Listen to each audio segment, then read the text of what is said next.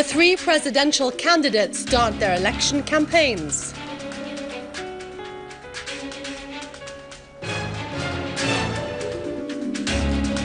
Residents in the old city of Homs continue to return to their houses, checking on their properties and belongings.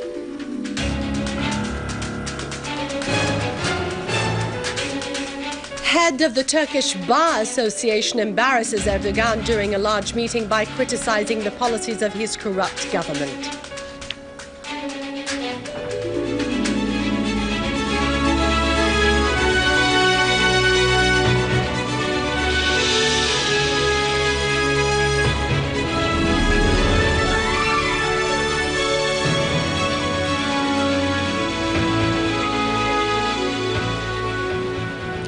Good afternoon, welcome to our news bulletin. I'm Dania Nizam. The three presidential candidates started today their election campaigns according to the Constitution after the Supreme Constitutional Court announced the final list of accepted presidential candidates, namely Maher Abdel Hafiz Hajjar, Hassan Abdullah Nouri and Dr. Bashar Hafiz al-Assad. The forthcoming presidential elections is scheduled on the 3rd of next June, a date that is awaited by all the Syrians to cast their ballots and choose their candidate for the post of president in a bid to enhance the democracy and to boost the Syrian determination to fight terrorism and those who stand behind it. In Homs, maintenance workshops worked on clearing the rubble from the neighborhoods of the old city and started planting flowers as residents of these neighborhoods continued to check on their properties and belongings after the Syrian Arab Army restored security to the area. Governor of Homs, Talal Barazi, called on all the residents of the old city and Jurat al-Shayyah who wish to inspect their properties to revise Al-Hamidiyya Police Center at the municipality building near the new clock. With the aim of protecting the citizens, the governor of Homs called on the citizens not to touch any strange objects inside their houses, urging them to communicate with the concerned parties in such cases. Meanwhile, praying for security in Homs, a mass was held at the church of Zanar in the old city.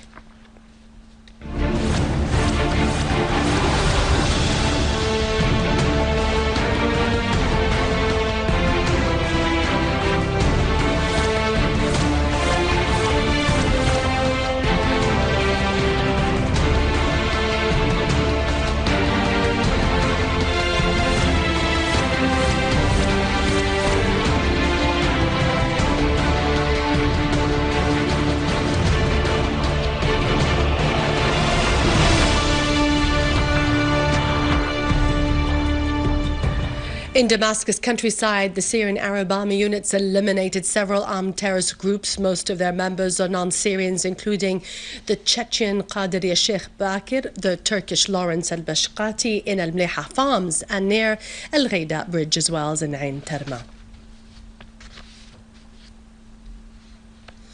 In Aleppo, a unit of the Syrian Arab Army eliminated all the members of a terrorist group in Saif al-Dawla neighborhood, maintaining control on the buildings down al-Zabdiya area.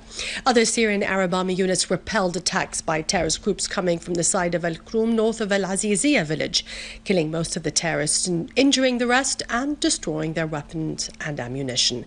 Syrian Arab Army also targeted the terrorists' hideouts and gatherings in Al-Layramoun, Al-Rashidiyya, Al-Artiq, Al-Atarib, Khan al-Asal, Tel Naam, Jab al-Safa and Tel al-Tabil in the city of Aleppo and its countryside, killing and injuring many of the terrorists and destroying their vehicles.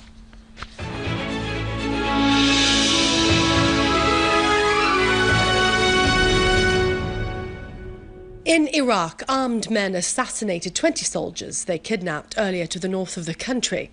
The new terrorist act coincided with the continued military operations against al-Qaeda terrorist organization in Al-Anbar province, where the army tightened its control over Al-Naimiyya area to the south of Fallujah and continued chasing terrorists' remnants in different parts of the governorate. Iranian President Hassan Rouhani stressed that his country will not stop its peaceful nuclear program, as it will not seek to acquire nuclear weapons or weapons of mass destruction, calling on the West to recognize its right to possess nuclear energy for peaceful purposes. President Rouhani stressed in a speech during the inauguration ceremony of 3 new nuclear achievements in the field of health that the Iranian people will not give up on their nuclear program, adding that the threats and sanctions would not undermine their determination. Since the early morning, the citizens in Donetsk and Lugansk to the south and east of Ukraine continued casting their ballots in a popular referendum of self-determination that came a few weeks after a similar one that took place in the Republic of Crimea, which resulted in joining Russia. The voting process will continue in the 38 centers until 10 p.m. local time. The official results will be announced tomorrow.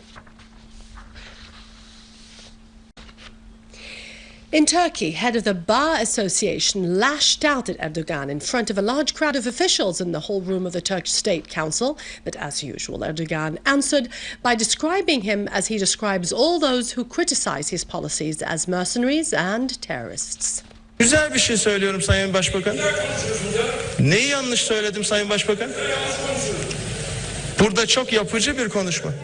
Erdogan boycotted a statement by the Turkish president of Bar in the ballroom of the Turkish State Council in Ankara, after the president has talked about the corrupted performance of the government in its internal and foreign policy, which embarrassed Erdogan, who in his turn has acted out of the norms. The diplomacy of the president of Bar disturbed Erdogan, who had to get out with the minimum losses before his truth is revealed more in front of everyone.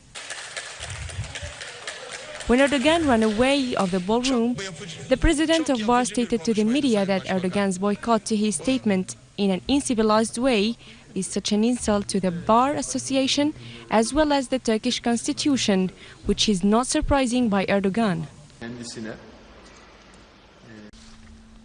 That concludes our news bulletin for today. Thank you for watching us. For more news about the region Syria, you can always join our website on syriaonline.sy after the break. It's Fani with our economic and business news. God bless you and long live Syria.